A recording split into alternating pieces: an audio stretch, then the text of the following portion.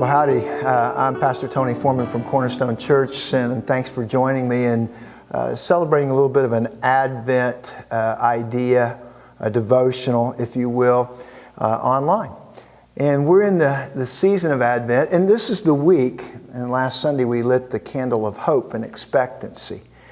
Why do we need hope and expectancy? That's kind of a dumb question, but the reality is there's a darkness that's around us in the natural world. And one of the dark character qualities of sin that we don't recognize really as much as we should is our unwillingness. Let's just call it that, our unwillingness. We're often unwilling to do what God says if it doesn't make sense to us.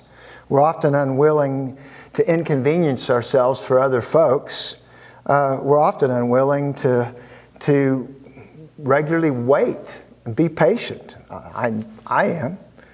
We're often unwilling to be open and honest with one another, and that's where healing can really come. We're too often unwilling to consider even a loving rebuke from someone who cares for us.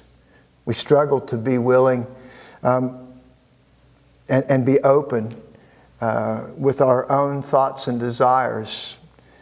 And we struggle to be willing to answer God's ministry call when He calls us to serve in an area. At least that seems to be the natural. Often we're unwilling to admit that we're wrong, and we struggle to serve willingly. So here's what the Christmas story and this time of Advent is all about. It's really about a willing Savior. He's born to rescue the unwilling people from themselves and from their unwillingness, because there's no other way. Jesus was willing. Jesus was willing to leave the splendor of eternity in His heavenly home to come to this broken and groaning world. He was willing to take on human flesh with all of its frailty. He was willing to endure a birth in a stable. He was willing to go through the dependency of childhood in the flesh as a normal person. He was willing to expose Himself to all the hardships of life in a fallen world. He was willing to submit to His own law, for that matter. He was willing to serve when He deserved to be served. Think about that. He was willing to be misunderstood and mistreated. He was willing to endure rejection and gross injustice. And He was willing to preach a message that would soon cause Him personal harm. He was willing to suffer public mockery and endure physical torture. You see, it's not just the Christmas story. Rather, the entire redemptive story hinges on one thing: the eternal willingness of Jesus. Without His willingness, you and I would be without any hope. And this is the week we celebrate hope and expectancy. We would be without hope and without God, without the willingness of the Son, Jesus, to come and live among us. Without His willingness, we would be left with the power of the curse of sin forever. Without His willingness, we would be eternally damned. Nobody wants to hear that, but that's where we would be.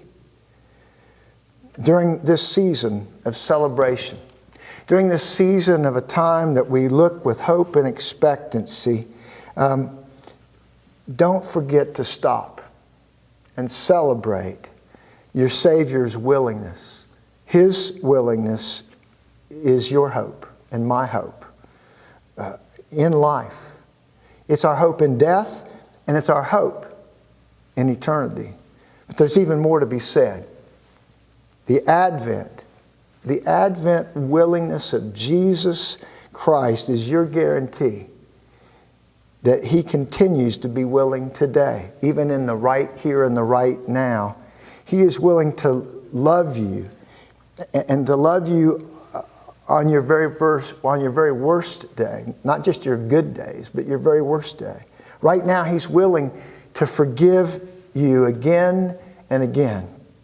Here and now, He's willing to be patient as you continue to grow and mature as you come to know Him. Right now, He's willing to battle on your behalf against evil, within and without. Here and now, He's willing to teach you through His eternal Word, His powerful Word. And right now, He's willing to supply every one of your spiritual needs with His hope and glory. He's willing to be faithful. This is incredible. Even when I'm faithless, when you're faithless, He's willing to be faithful. Right now, He's willing to empower you when you're weak, when you're troubled. He's willing to be your comfort when you're discouraged and to protect you when you've stepped into danger. He remains willing. He's always willing to do everything necessary to feed, to guide, to sustain, and protect you until eternity is your final home. He's willing. You see, the Advent story reminds us that our past and our present and our future, our hope, rests not on our willingness, but on the willingness of the one for whom the angels sang, the shepherds worshiped, and the Magi searched for. Willing Jesus is the only hope for unwilling sinners. Always. And for eternity, He is our hope.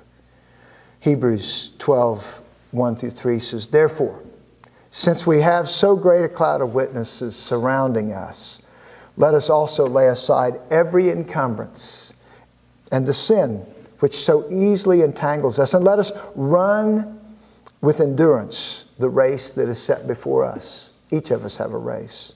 Verse 2 says, "Fixing our eyes on Jesus, the willing Jesus, the author and perfecter of our faith, who for the joy set before Him endured the cross, despising the shame, and has sat down at the right hand of the throne of God the Father. For consider Him who has endured such hostility." He was willing and still is.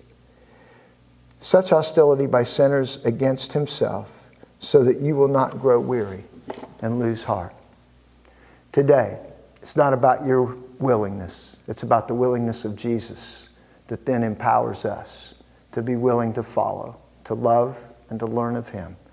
In this Advent season, as we look at hope and love, joy and peace that Jesus is, may you consider His willingness for you today. Thanks for listening. Bless you.